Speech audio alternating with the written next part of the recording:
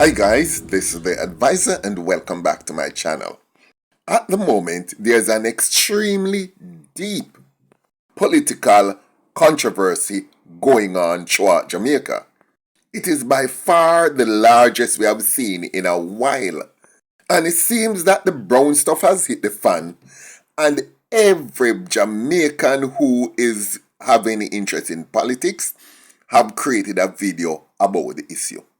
But we have lost sight of one thing in our frenzy. 9 out of every 10 persons have taken one side. And you guys know why they have taken one side? It is because they have heard the voice of only one side, that of Lawrence Rowe. Are we aware that the PNP has kept a very dignified silence? The PNP has not called any press conference, have not spoken outright to the media, and are trying their best to keep it as an internal matter, although it's quite external now based on Lawrence Rowe. Now, before I go on, I need to say something. For those of you who don't know by now, when it comes to politics, I can tell my political position to anybody and everybody because I've always made it quite clear which side me support and will always support in terms of politics. The side that I always support is Jamaica.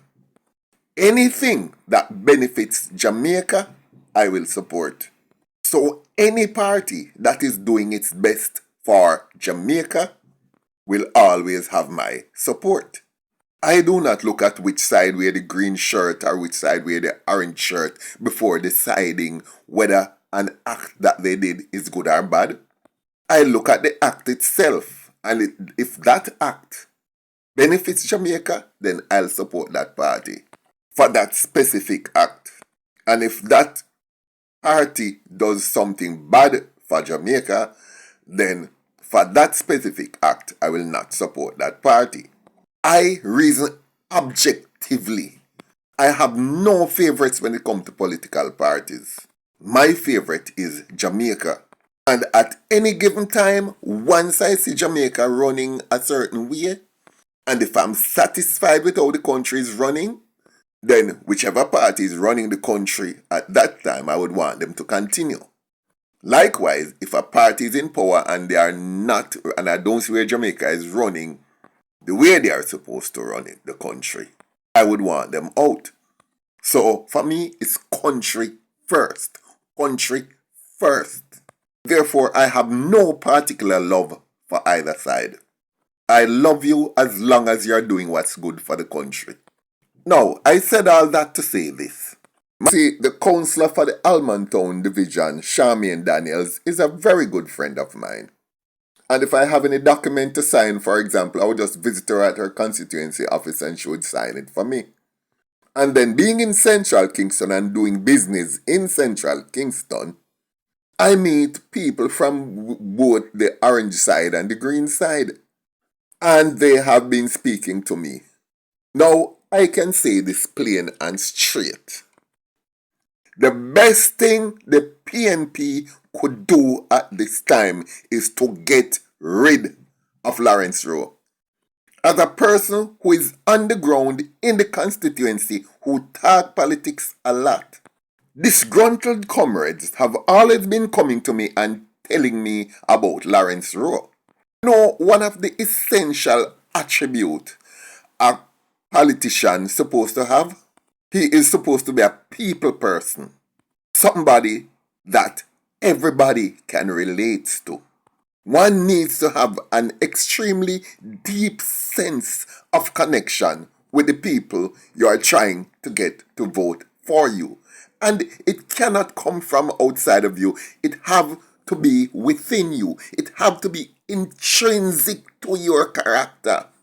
Because you can't pretend to care about people. With all way I give them, people can sense if you are really and truly with them. Now, here is a problem that the people in the constituency have been having with Lawrence Rowe. He is very disrespectful. He has no etiquette, he has no principle, he has no manners, and he's very aloof, meaning that he acts in a way as if he's the cat's pajamas. He doesn't stand up and talk to people, and he talks down to everybody. He will not stand up, he will not socialize with anybody in the constituency, and if you stop him and he's talking to you, or rather, if you are trying to talk to him, he will spend a minute or two and then just walk away in the middle of a conversation. And that is one of the things that people find quite annoying about him, is him walking away in the middle of any conversation without an explanation, without even excuse, or in other words, the man know nothing about him. On top of that, the world know, the entire planet know, said that Lawrence Rowe is a Batman. And I'm saying that based on what everybody in the constituency is saying. And I mean comrades are saying, because no Labourite don't say that. And a lot of the people in the constituency were not going to vote for a gay MP. Now, with an election coming up, the PNP had begun to do its soundings for all 63 constituencies. And when it did its sounding in central Kingston, it realized plainly and clearly that it would be extremely difficult, if not impossible, for Lawrence Rowe to bring home that seat for the PNP. Now, they had a choice, because since he was not connecting with the constituency, with the voters, with the electorate, having him remain in the constituency as the caretaker and as the upcoming candidate, the PNP would automatically have to write off the constituency from the get-go. And remember that the Almontown division is the strongest division for the PNP in central Kingston. And if Charmaine Daniels, the councillor, the PNP councillor for the Almontown division, is being disrespected by Lawrence Rowe, call her the gal Charmaine. Everything for him is the gal Charmaine. He has no respect for her. Just as he has no respect for the cleaning lady who cleans the constituency office. You can look upon the lady who is taking care of the constituency office, cleaning the bathroom and so on, and call her a bitch, simply because she didn't turn up for work one day, and it's not him paying her. She had gone to the doctor. The PNP hierarchy heard all of that and realized that something was going very, very wrong, and that they couldn't have a lame duck candidate going into the upcoming general elections. So they decided to change him. They called him in, told him of their decision. But before I go into that, the person he succeeded as caretaker in the constituency was Imani Duncan Price. And he was the one who had paid people to go out and sign petition to get rid of Imani Duncan Price, so that he could take over. And when Imani Duncan Price saw the level of animosity coming from him and for some of the people that he influenced to push out Imani Duncan Price, she just easily and left with her dignity and her pride intact. She did not cause the slightest fuss.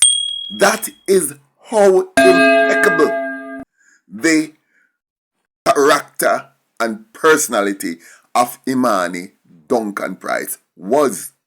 Because he had gone to the party hierarchy and tell them how much better him could do more than Duncan Price. And when they sent her the letter, nobody didn't even know outside of her family what was taking place. You see, that shows character. Now, compare that to what Lawrence Rowe has now done. Him realize that if him can't be captain of the tugboat, him going sink the whole effing ship. Remember, the party called him in and spoke to him and said, listen, we don't think you can take it home. So here is what we want you to do. We're going to give you certain perks. We're going to give you certain other portfolios and certain other positions within the party. And we are going to give you certain amount of benefits up to $15 million. And don't get me wrong, let me tell you no plain. Both sides do that. So nobody come down on PNP as if a PNP alone do it. That happens in politics. So that's normal. So let's not even debate on that. That's a non-issue. And these were things that they sat with him with very dignified terms and very significant consideration for his political future. And they said, listen, this is not really your time now. Make we put somebody there who can carry to him. I'm asking you to work with this person. Work with the new person who's going to be there. You will be getting the benefits also, because if we win, don't worry, your position, you'll be on certain boards, you'll get certain portfolios, and you will get senator position, just ease over and let this person bring it home for us, because we think this person is better capable of bringing it home. Help the party. Help the party. You're doing this for party. Now, with this egotistical jerk, him decides, but bear in mind also, when he was offered those perks by the party, he went in and met with the opposition leader and he renegotiated those terms and had the things that he wanted increased, and he got them. He asked for them and he got even more than the party had offered him before, and he accepted. Nevertheless, what you think him do? Him decide say, if me can get the tugboat or one of the lifeboat for run and be captain of it, me I go sink the whole goddamn ocean liner. It's going down with me. This is not a person like Imani Duncan Price, who did just walk away quietly to this blessed day without a word because she was doing it in preservation of her party. So, him decide say, okay, I'm going to sabotage everybody and everything. The first thing him do, apart from going to the media, as a matter of fact, I hear that before he went to the media, what he did when he realized that the decision was final, he went up to the constituency office, right there in Kingston Gardens, just behind the Ministry of Education. And he removed every single window that he had put in. I hear that it was Wickham McNeil, that PNP stalwart, who gave him the money to refurbish the constituency office and to put in all those windows. Which by right, those windows should not have been changed, because that building is a very old building built around 1910 to 1920, and it is a World Heritage Site. So the old type of windows that were there originally should never have been changed. And when he heard that he shouldn't change it, he went ahead and still changed out the windows and put in the windows, French style windows of his choice. The only section of the building that did not have the windows in was Charmaine Daniels' office, the PNP councillor. So, by himself, he diminished the value, the cultural value of a World Heritage Site. And when he was told, and the decision was final, that he should not be the candidate, you know what him do? Him go take out, dig out, send man, contractor, could dig out every single window, say for him window them. And him dig out every one. How effing vindictive can you be? So you think Lawrence Rowe good somebody? Not only that, Ronnie Thwaites, the former PNP MP for that constituency, the same MP who did come there for drink milk and never for count cow, and he did drink a lot of milk. Ronnie Thwaites had given him some money to buy some chairs, some waiting chairs that were both inside and outside the constituency office. I hear it's 25 chairs, but I don't know exactly how much, but that's what I'm hearing. Lawrence Rowe take out every single effing seat out of the constituency office. Ask him where the chair and the window where him dig out of the constituency office there. Wanna hear him come and a lament, wanna think a good somebody?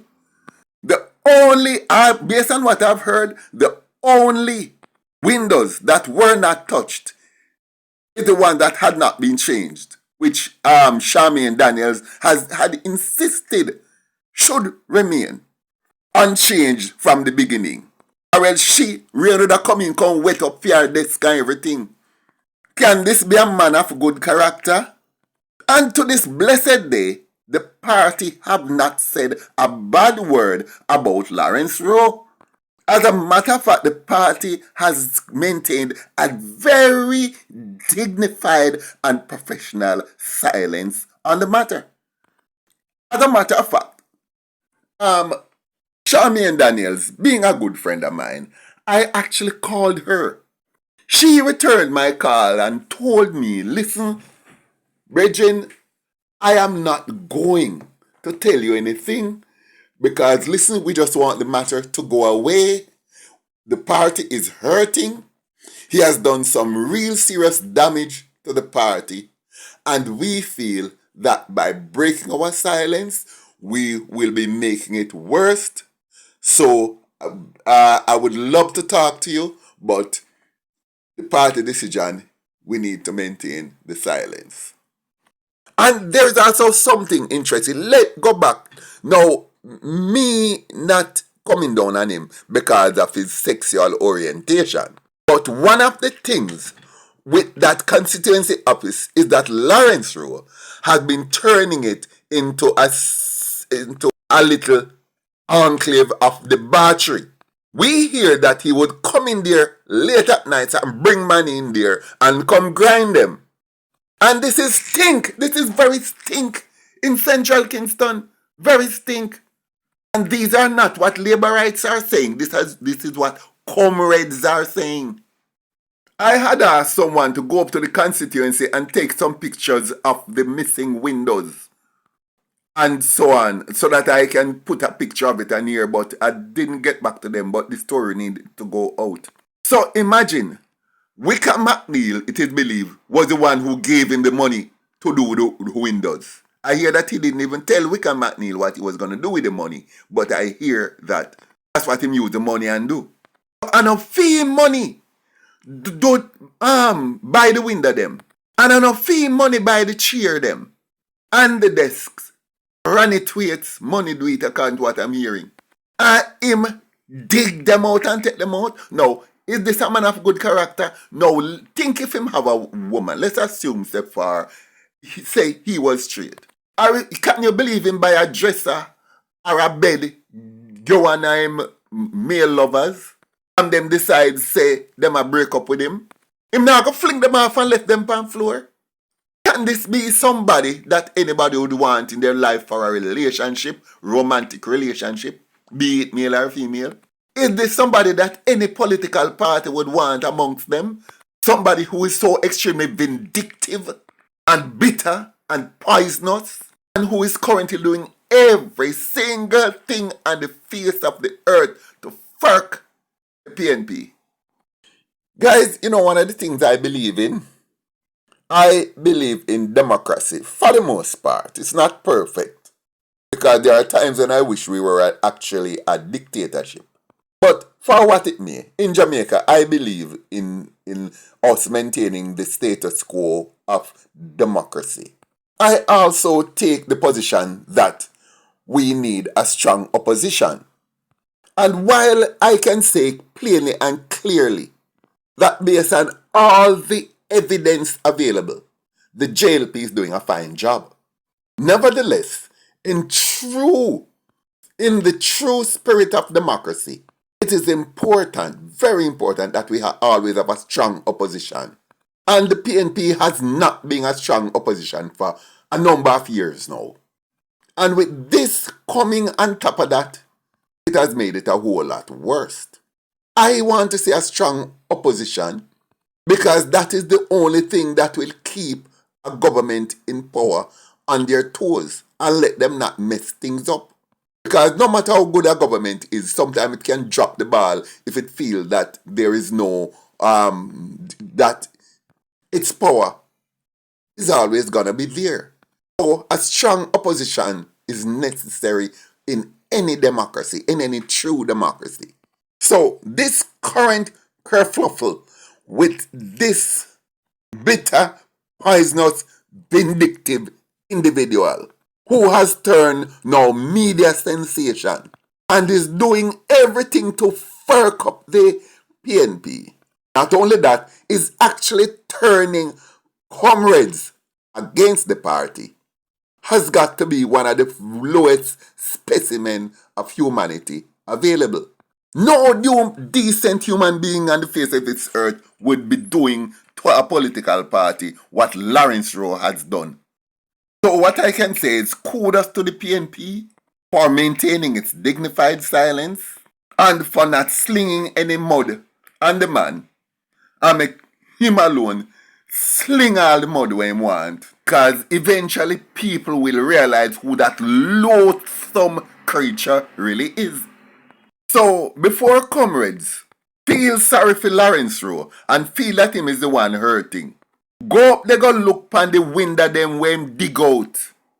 Go look how him no left no chair up in the constituency office for nobody sit down pan. And tell me say that is a decent creature. I could go on, but you don't get my point. What I'm saying, do like me. Go in a central Kingston and go ask questions from comrades and see if nobody like him. Therefore, even if it was a day before election, the point is that comrades in the constituency are so turned off that even if Lawrence Rowe, that even if the new caretaker MP candidate was gonna be beaten because of the lateness of how he came into the constituency, the point is that Lawrence Rowe, who had been in the constituency 3 years plus, would have done a worse job. Would have got a 10 times bigger beating. Because comrades were either going to stay home en masse or they would have voted for the labor rights. And at that everybody need to understand. Now, I leave all that there for you guys to digest. Thank you for watching. Like, share, leave a comment below, and I look forward to see you in my next video.